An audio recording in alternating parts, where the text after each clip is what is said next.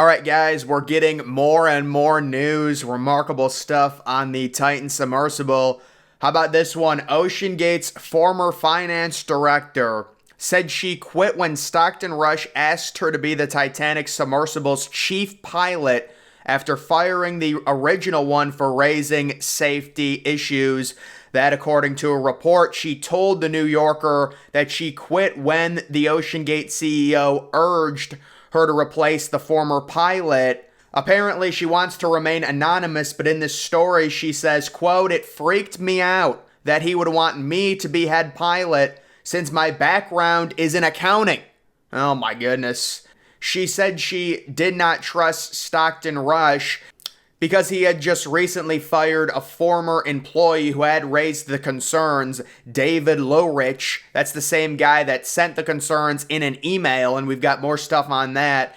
And she immediately decided to quit her job after she was offered the head pilot for the Titan, and she found a role elsewhere. The former director also added some of OceanGate's engineers were teenagers when they worked for the company. I don't know what she's talking. You cannot be, if you're a teenager, you don't have enough experience to be called an engineer. I mean, I don't know, what are they doing at OceanGate at this point? It's just crazy. While others were in their early 20s, the New Yorker reported some of the engineers were also paid $15 an hour.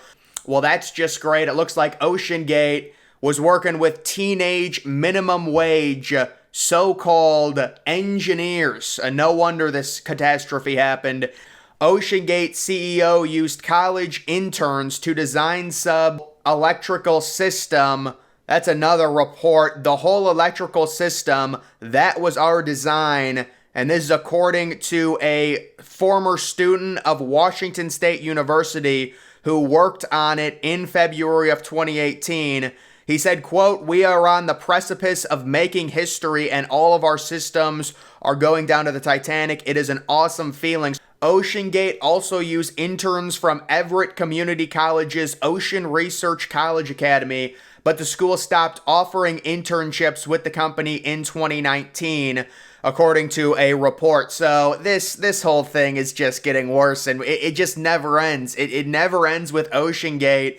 The first thing we learn after the implosion, it turns out there were two older, experienced submersible experts who had warned Stockton Rush and said, look, this thing is not tested.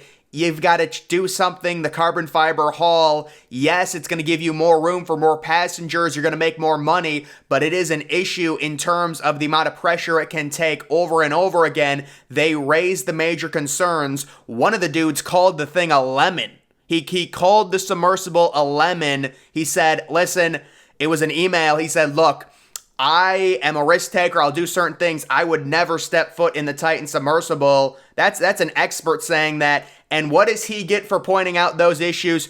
Oh, Stockton Rush and OceanGate, they decide to fire him. That is his reward for doing that. OceanGate touted very safe Titanic sub in promo video weeks before doomed trip. OceanGate Expeditions released a promo video boasting about its very safe submersible 2 months before the vessel catastrophically imploded in the depths of the Atlantic while on a dive to the wreck of the Titanic. So yes, the other thing that people have to understand, this is where it gets weird, because I was doing research on the history of the Titan sub. It really did not have that much of a history. When you're talking about billionaires and very rich people going on this thing, I had figured over the span of a decade or at least 7 or 8 years that Stockton Rush and OceanGate had developed this reputation for being the only, people to take tourists down to the Titanic. If you're a Titanic fanatic, you go down there. I get it. It is the greatest ship of all time. I agree. But it's like, look, this thing only started in 2021. There were several suspended dives. There's only 5 dives down to the Titanic a year. In 2021, the first year this thing started, where they started taking rich normal citizens, I guess, because it costs so much money, down to the Titanic, there was a situation where they were on the ocean floor for 4 hours. They couldn't find the Titanic. They couldn't go back up. They had to sit and wait. and then they went back up. So there's just, they probably had like 10 successful dives before this one. It just gets worse and worse with OceanGate, and now we're learning through emails this thing had huge problems. James Cameron came out in an interview. He said, look, I knew it imploded. This is ridiculous. They clearly didn't follow the protocol. I've said it forever.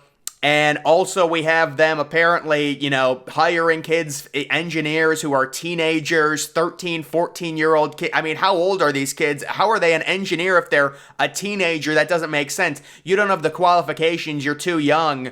And paying them $15 an hour, it's crazy. I'm sure they didn't design the thing. I'm not saying that, but it's just a bad look for your company. You should not be hiring, for as an engineer. Maybe they were lying. Maybe that's a wrong quote. But that is just not a good look.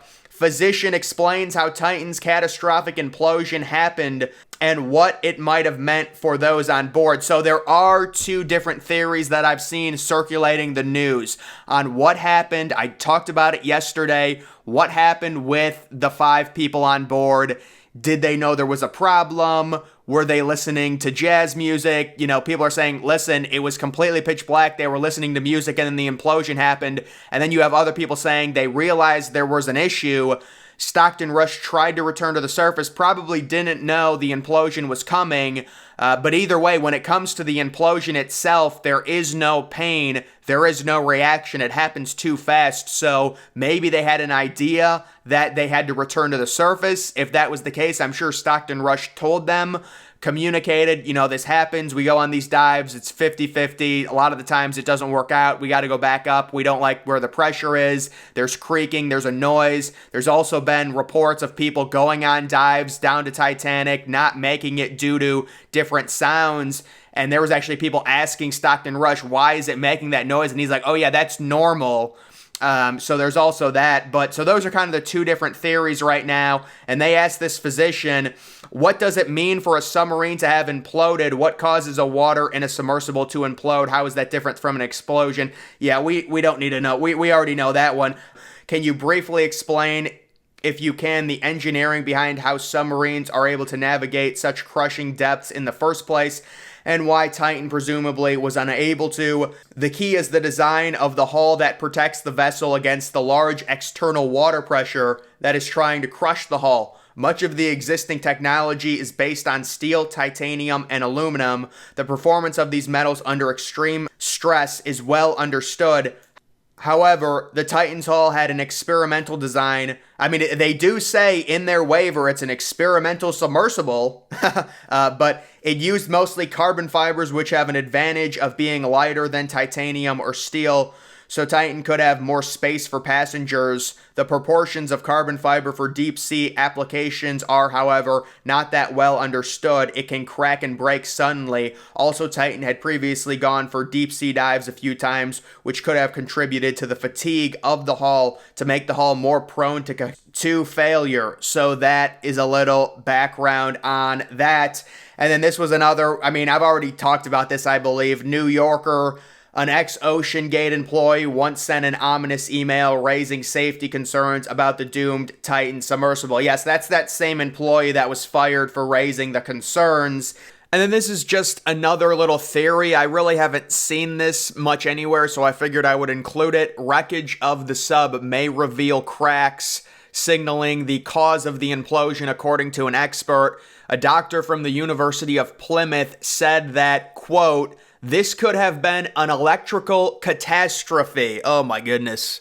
Does that lead back to the 18-year-old kids or however they were that helped design of Titan? I guess it's something to think about. I never heard that theory.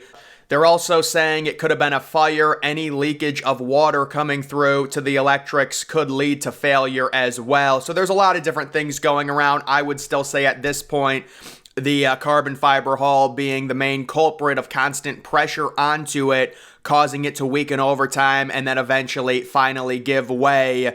But even with all these news stories coming out about OceanGate, it actually is remarkable that it even lasted 3 years. They're hiring interns from college universities. It's just crazy stuff. But that's going to do it for this video, guys. Make sure you're following me on Twitter. Link to that's always in the description.